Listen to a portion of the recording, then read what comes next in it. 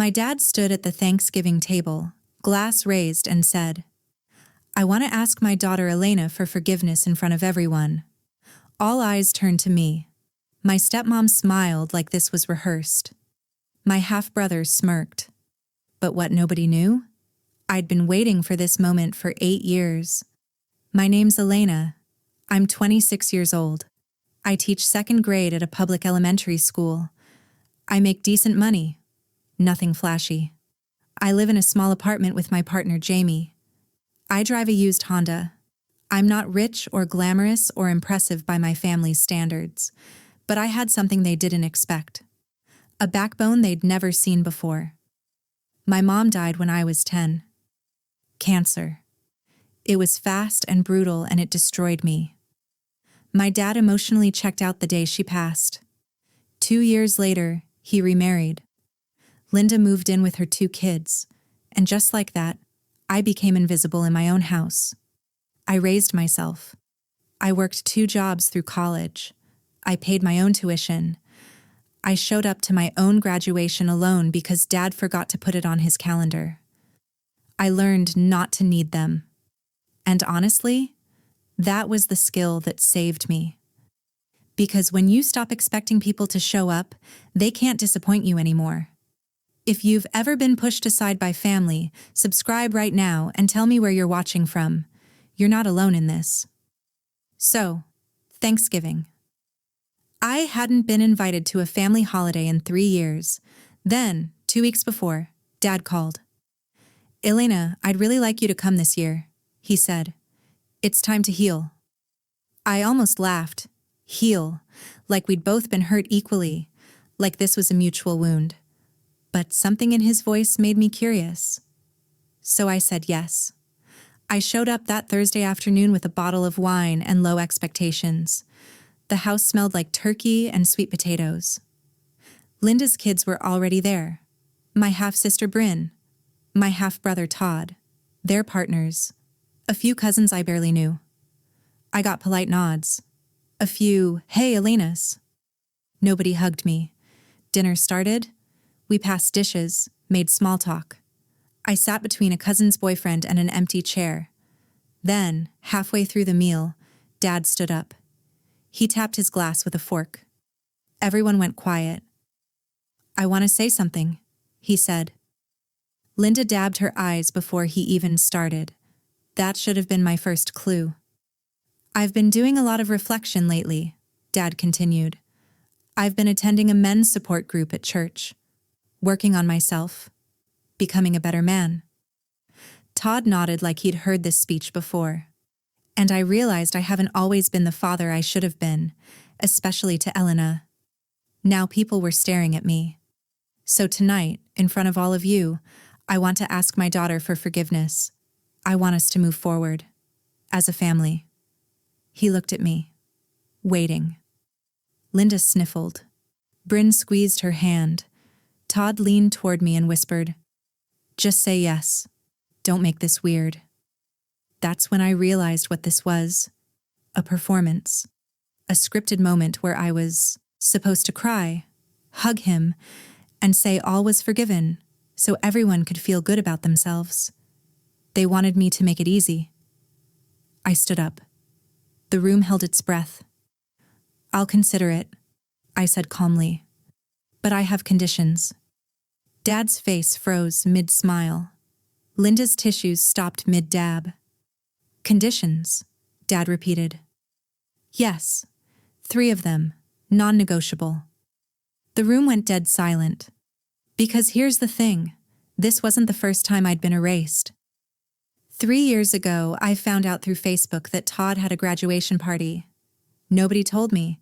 Nobody invited me. I saw the photos, Dad, Linda, Bryn, all their friends. Toasts and cake and hugs. I called him the next day. "You're always working, Elena," he said. "We didn't want to burden you." "You didn't even ask," I replied. "Well, you know how it is." I didn't, but I learned. Then, 2 years ago, Bryn got married. I was invited. Barely. I got a last-minute text with the venue and time. When I showed up, I wasn't seated with family. I was at a table in the back with random guests. A coworker of Linda's, somebody's ex-boyfriend, people who didn't know the bride. During the toasts, Dad stood up and said, "I'm so proud of my 2 children." 2. He looked right at Todd and Bryn, never said my name.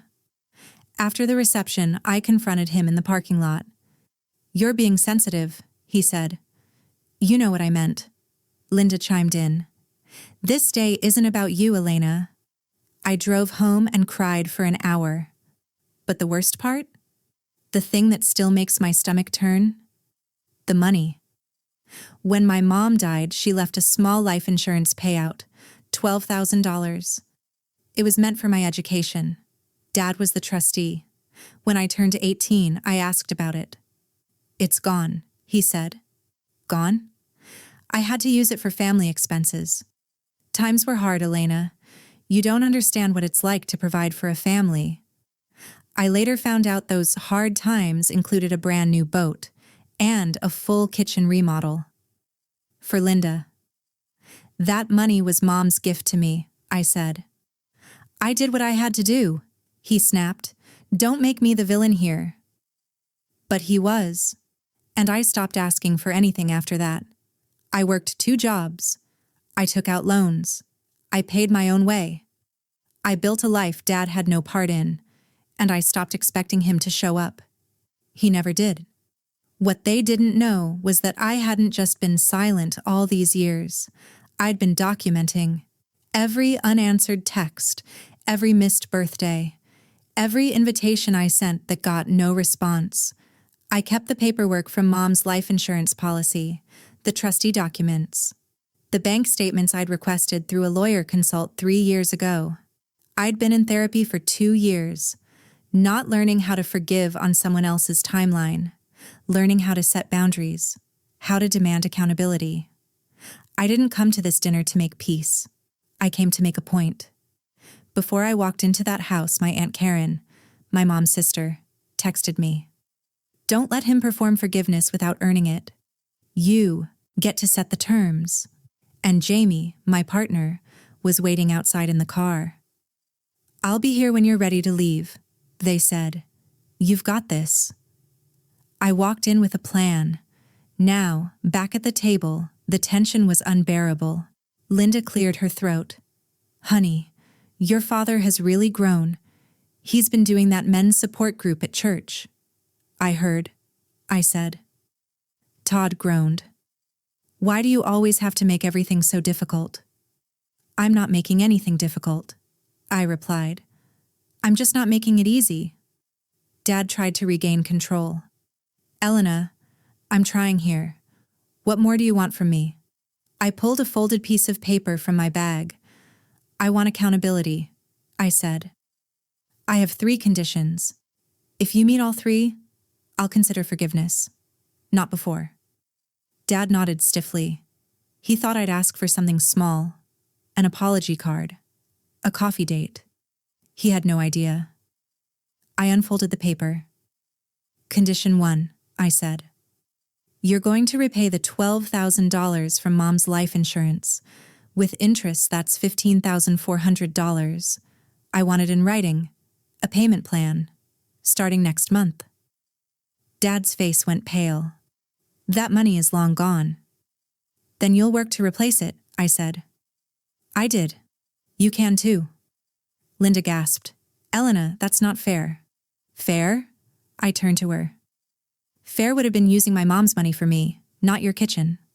The room was silent. "Condition 2, I continued. You're going to write me a letter. Handwritten, not typed. Acknowledging every birthday, every graduation, every moment you chose not to show up. Not excuses. Acknowledgement." "This is cruel," Linda whispered. I looked at her.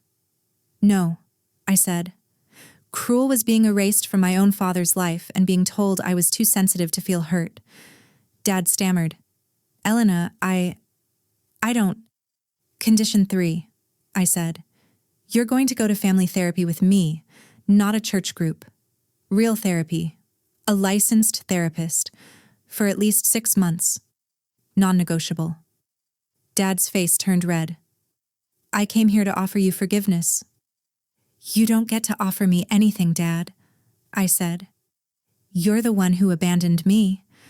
Forgiveness isn't a performance you demand at Thanksgiving in front of witnesses. Todd tried to interrupt. This is insane. You don't get a vote here, I said, cutting him off. You didn't lose a mom and then a dad. I did. He shut up. Dad looked around the table for support. Nobody spoke. He stammered. I thought you'd want to move on. I stared at him. I have moved on, I said calmly. I built a whole life without you. I have a career, a partner, friends who show up. I don't need you anymore, Dad. His face crumbled. But if you want me in your life now, I continued, you earn it. Those are my terms. All 3. Not 2. Not 1. All 3. Silence. The kind that buzzes in your ears. I folded the paper and put it back in my bag. Then I stood up. I grabbed my coat from the back of the chair. You've got my number, I said. When you're ready to meet all 3 conditions, you can reach out. Until then, I'm good. I walked out. Jamie was waiting in the car, engine running. How'd it go? They asked. I buckled my seatbelt. Exactly how it needed to, I said. We drove home in silence. Not the uncomfortable kind, the peaceful kind. 3 weeks later, a letter showed up in my mailbox. My dad's handwriting. I almost didn't open it, but I did. Inside it said, Dear Elena, you were right. I wasn't ready to do the work, but I want to be. There was a check for $2,000, first installment, and the name of a therapist he'd already contacted. I didn't cry. I didn't celebrate. I just exhaled. Because for once, his silence didn't hurt me. It freed me. And when he finally spoke again, it was because I'd taught him how. If you've ever had to stand up to a parent who wanted forgiveness without accountability, hit subscribe and tell me your story. Where are you watching from? Drop it below. I always check. Your boundaries matter. Don't let anyone tell you different.